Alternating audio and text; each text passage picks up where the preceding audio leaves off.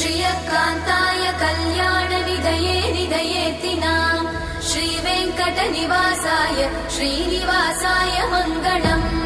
लक्ष्मी सविभ्रमालोकसुभ्रूविभ्रमचक्षुषे चक्षुषे सर्वलोकानां वेङ्कटेशाय मङ्गलम्।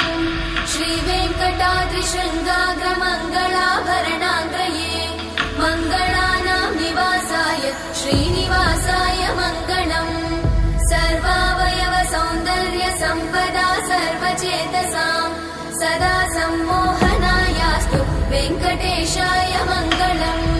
नित्याय निरवध्याय सत्यानन्दचिदात्मने सर्वान्तरात्मने श्रीमद् वेङ्कटेशाय मङ्गलम्।